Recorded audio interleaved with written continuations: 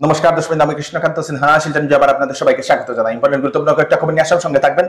ভিডিওটা দেখার সঙ্গে সঙ্গে চটকলাই খবর শেয়ার করবেন যাতে সবার কাছে গুরুত্বপূর্ণ খবরটা পৌঁছে যায়। দর্শক, শিলচরের চাকরিরও একটা খবর আছে, তো সঙ্গে থাকবেন, লাস্ট অবধি দেখবেন, আপনাদের জন্য ভালো একটা খবর আছে। প্রথম, আসামের মাননীয় মুখ্যমন্ত্রী ডক্টর হিমন্ত বিশ্ব শর্মা মহোদয় আসামের জন্য সাধারণের জন্য কি অ্যানাউন্সমেন্ট করে দিয়েছেন সেটা আমি আপনাদেরকে বলে দিচ্ছি। স্পেশালি বেকার যারা যুবক যুবতী আছেন তাদের জন্য সুখবর। যারা পরীক্ষা দিয়ে অপেক্ষা করে রয়েছিলেন ওনাদের অ্যাপয়েন্টমেন্ট কবে হবে, যাদের রেজাল্ট বেরিয়েছিল তাদের কি হবে, সবকিছু মুখ্যমন্ত্রী গতকালকে ফেসবুক লাইভের মধ্যে সেটা জানিয়ে দিয়েছেন।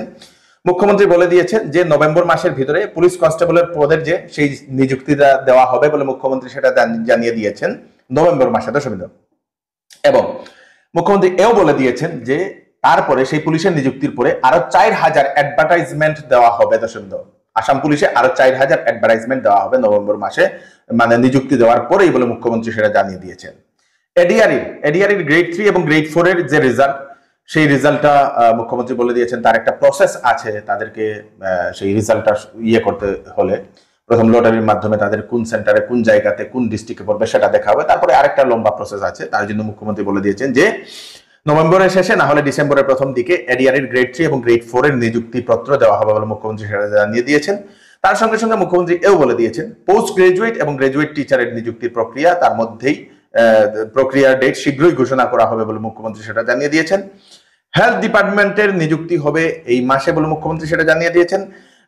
তারপরে টি গার্ডেনের যুবক যুবতীদের যাদের 3% যাদেরকে এক্সট্রা দিয়ে নিযুক্তি দেওয়া হয়েছিল তাদেরকে ডিসেম্বর মাসে নিযুক্তিপত্র দেওয়া হবে। তো মুখ্যমন্ত্রী বলে দিয়েছেন যে যারা যারা পরীক্ষা দিয়েছিলেন তাদেরকে একটু অপেক্ষা করতে লাগবে, কারণ বিগত 1 মাস আসাম সরকার ভালোভাবে কাজ করতে পারেনি, সেজন্যই ডিসেম্বর মাসের ভিতরে তাদেরকে সকল নিযুক্তি দেওয়া হবে বলে মুখ্যমন্ত্রী সেটা জানিয়ে দিয়েছেন। দর্শকবৃন্দ, শিলচরবাসীর জন্য একটা হচ্ছে বিশেষ একটা খবর যে আমাদের শিলচরের যে ফ্লাইওভার, সেই ফ্লাইওভারে যেটা আসাম সরকার ঘোষণা করে দিয়েছিল এবং ঘোষণা করার পরে ফ্লাইওভারের যে দর্শকবৃন্দ মাপটা সেন্ট্রাল রোড রামতলার দিকে মাপটা বিভাগ যারা ওনারা নিচ্ছিলেন, আজকে সেটার ফটো দেখা গেছে। দর্শকবৃন্দ, মাপ নেওয়া হচ্ছে বলে ফ্লাইওভারের। কিন্তু অপরদিকে আরেকটাও খবর আসে যে শিলচরের উড়ালপুল নিয়ে আপত্তি বিভিন্ন ব্যবসায়ীরা। সেন্ট্রাল শিলচর ট্রেডার্স অ্যাসোসিয়েশন বৃহস্পতিবার শিলচরে একটা ওনারা সভা করেন। ওনাদের একটাই দাবি যে যদি উড়ালপুল হয়, পুল বানানোর জন্য রাস্তা ভাঙা হবে, যাতায়াতে অসুবিধা হবে, ব্যবসায় ওনাদের ক্ষতি হবে, তার সঙ্গে সঙ্গে আরো সমস্যায় ওনারা সম্মুখীন পড়বেন। তো উড়ালপুলের বানানোর আগে সরকারকে আরো চিন্তা করা দরকার বলে এরকম ওনারা একটা চিন্তা করেছেন। এবং তার সঙ্গে সঙ্গে উড়ালপুলের চিন্তা না করার আগে শিলচরের যে রাস্তাগুলি যেগুলো ছোট ছিল সেগুলোকে একটু বড় করে যদি কোনো কিছু করা হয় তাহলে হয়তো ব্যবস্থা হতে পারে, ঝঞ্ঝট দূর হতে পারে বলে ওনারাও একটা এরকম চিন্তা ভাবনা করে ওনারা একটা বৈঠক করেছেন। সাময়িক প্রসঙ্গতে একটা সুন্দরভাবে একটা সেই আর্টিকেলও সেটা বেরিয়েছে। দর্শকবৃন্দ, আপনারা কি মনে করছেন, উড়ালপুল কি জরুরি, মানে ফ্লাইওভার আমাদের শিলচরে কি জরুরি কি না? জনসাধারণ আপনাদের মতামত নিশ্চয়ই প্রকাশ করবেন। দর্শকবৃন্দ, শিলচরে যারা চাকরি খুঁজছেন তাদের জন্য সুখবর। দর্শকবৃন্দ, কেজে গ্রুপ এন্ড অ্যাসোসিয়েট শিলচর, সেখানে এখন লোক নেওয়া হচ্ছে। অনুকূল ঠাকুরের আশ্রমের ঠিক অপোজিটে কাঠিগড়ার শোরুমের কাঠিগড়ার সেই চৌরঙ্গি পেট্রোল পাম্পের পাশে একটা শোরুম খোলা হচ্ছে। তো সেখানে সেই লুক নেওয়া হচ্ছে এখন। দর্শকবৃন্দ, যারা যারা করতে চান সেলসের বিভিন্ন ধরনের কাজের জন্য নেওয়া হচ্ছে। বাইক থাকতে লাগবে, হায়ার সেকেন্ডারি পাস, স্যালারি ভালো দেওয়া হবে। দর্শকবৃন্দ, এক্সপিরিয়েন্স হলে তাদেরকে অগ্রাধিকার দেওয়া হবে। আপনারা যদি হায়ার সেকেন্ডারি পাস, বাইক যদি থাকে, তাহলে আপনারা যদি চাকরি করতে চান ইন্টারভিউর জন্য 10 তারিখে ওনাদের অফিসে গিয়ে যোগাযোগ করতে পারেন। 11টা থেকে শুরু হবে ইন্টারভিউ। ফোন নাম্বার দিয়ে দেওয়া হয়েছে। দর্শকবৃন্দ, যোগাযোগ করার জন্য 10 নভেম্বরে হবে ইন্টারভিউ। ডাইরেক্ট ওনাদের অফিসে গিয়ে ঠিক আশ্রম রোডের অনুকূল ঠাকুরের আশ্রমে ঠিক অপোজিটে মহিন্দ্রার যে শোরুমটা কেজে অ্যাসোসিয়েটস, সেখানে আপনারা যেতে পারবেন। ফোন নাম্বার দিয়ে দেওয়া হয়েছে 9706460044, আরেকটা নম্বর 7002507966। তো আপনারা যদি আগে সেলসে কোনো ধরনের কাজ করেছেন তাহলে আপনারা আবেদন করতে পারেন। দর্শকবৃন্দ, সেখানে তো সেই একটা শোরুম নতুন খোলা হচ্ছে, শোরুমের বিভিন্ন ধরনের পোস্ট আছে, সেই পোস্টে লোক নেওয়া হচ্ছে। তো আপনারা সেখানে আবেদন করতে পারেন। শিলচরে আসতে চলেছে বাগেশ্বর ধাম সরকার। দর্শকবৃন্দ, ধীরেন্দ্র শাস্ত্রীজি উনি শিলচরে আসতে চলেছেন। একটা খুব ভালো একটা খবর আমরা পেলাম। দর্শকবৃন্দ, অনেক মানুষই সেই বাগেশ্বর ধাম সরকার যে ধীরেন্দ্র শাস্ত্রীজি উনাকে ভেট করার জন্য, উনার দরবারে যাওয়ার জন্য, ওনার কাছে আর্জি লাগানোর জন্য অনেক মানুষই অনেক ইচ্ছা করছিলেন আমাদের বরাকবলি থেকে। তো আমাদের শিলচরের যে সেই উধারবন্দের যে হাতিছড়া চা বাগান, সেই চা বাগানের যে আমাদের বনদুর্গা মন্দির, সেই বনদুর্গা মন্দিরের প্রাঙ্গণে উনাকে আনার ব্যবস্থা করা হচ্ছে বলে এরকম একটা খবর পাওয়া গেছে। তো ডেট এখনো ফাইনাল হয়নি, সেখানে প্রস্তুতিকরণ করার জন্য সেখানে কি কি ব্যবস্থা হবে সেটার জন্য দুদিন আগে একটা বিশেষ বৈঠক সেখানে করা হয়েছিল বলে সেটা আমরা খবর পেলাম দর্শকবৃন্দ। এবং সেখানে সেই ধীরেন্দ্র শাস্ত্রীকে আনার উনারা চিন্তা চর্চা করছেন। এখন কখন আনবেন, কিভাবে হবে, সবকিছু শীঘ্রই আমরা জানতে পারবো। আমরা সেই চ্যালেঞ্জের মাধ্যমে আপনাদেরকে সেটা জানিয়ে দেব। এইবার বিবাহ সিজন উপলক্ষে শিলচরের চৌধুরী টেক্সটাইলে ফ্যান্সি কাপড়ের উপর বা শীতের কাপড়ের উপর ফ্ল্যাট 20% ডিসকাউন্ট, সঙ্গে পাবেন আকর্ষণীয় গিফট। 7,999 টাকার কেনাকাটা করলে গিফট, 14,999 টাকা কেনাকাটা করলে গিফট, 24,999 টাকা কেনাকাটা করলে গিফট। 10 দিনের ভিতরে বিক্রিত মাল পছন্দ না হলে ফেরত দিতে পারবেন। চলে আসুন চৌধুরী টেক্সটাইল, ফাটক বাজার, গলি নম্বর 2, শিলচর। আসন্ন বিবাহ সিজন উপলক্ষে শ্যামসুন্দর জুয়েলার্স নিয়ে এলো হলমার্কযুক্ত সোনার গহনার মজুরির উপর ফ্ল্যাট 40% ডিসকাউন্ট, হীরার গহনার উপর ফ্ল্যাট 20% ডিসকাউন্ট। তার সঙ্গে পাচ্ছেন পুরাতন সোনার পরিবর্তে নতুন HUID যুক্ত হলমার্কযুক্ত সোনার গয়না নেওয়ার সুযোগ। প্রতি রবিবারে কেনাকাটার সুবিধাও আছে, তাই চলে আসুন Shyamsundar jewellers, central road, Silchar. আসামের মুখ্যমন্ত্রী ডক্টর হিমন্ত বিশ্ব শর্মা মহোদয়ের ঘোষণা যে গোয়ালপাড়াতে চলবে উচ্ছেদ অভিযান। দর্শকবৃন্দ, 9 এবং 10 নভেম্বর মোট 1143 বিঘা জমিতে সেখানে উচ্ছেদ অভিযান চলবে বলে মুখ্যমন্ত্রী সেটা জানিয়ে দিয়েছেন। মানে উচ্ছেদ এখনো কমবে না। এলপি এবং ইউপি টিচারের ফাইনাল যে মেরিট লিস্ট 7 নভেম্বর মানে আজকে সন্ধ্যা 6টা থেকে সেটা প্রকাশিত হয়েছে, আপনারা দেখতে পারবেন। অ্যাপয়েন্টমেন্ট লেটার 9 নভেম্বর দেওয়া হবে গুয়াহাটিতে খানাপাড়ার মাঠে বলে সেটা ডক্টর রনোজ পেগু মহোদয় সেটা জানিয়েছেন। দর্শকবৃন্দ, বন্দে মাতরম যে গানটা, সেই গানটা 150 বছর পূর্তি উপলক্ষে শিলচরে একটা বিরাট বড় একটা শোভাযাত্রা করেছেন দর্শকবৃন্দ বিজেপি দলের তরফ থেকে। কয়েক হাজার মানুষ সেটা সেই শোভাযাত্রাতে অংশগ্রহণ করেছেন দর্শকবৃন্দ। নরসিংতলার যে ফিল্ডটা যে আছে সেখানে সেই বন্দে মাতরম গানটিও গাওয়া হয়েছে দর্শকবৃন্দ। বহু শিল্পীরা সেখানে গিয়ে সেই গানটাও গেয়েছেন দর্শকবৃন্দ।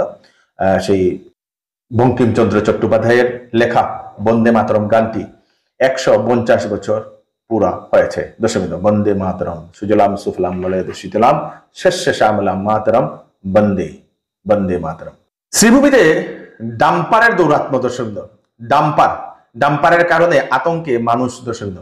গতকালকে রাত্রিবেলা শ্রীভূমির সেই সেটেলমেন্ট টাউন ঈদগার সামনে একটি ডাম্পার একটি বাড়ির সেই দেওয়াল ভেঙে দর্শকবৃন্দ ঢুকে যায় দর্শকবৃন্দ।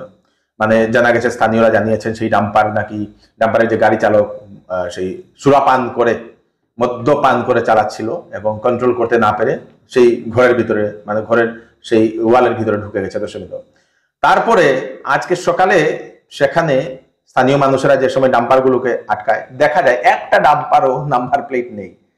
যে গাড়িটাও অ্যাক্সিডেন্ট হয়েছিল তারও নাম্বার প্লেট নেই, সামনেও নেই পিছনেও নেই, কিন্তু নাম্বার প্লেট পাওয়া যায়, গাড়ির ভিতরে প্যাকিং করে রাখা হয়েছে।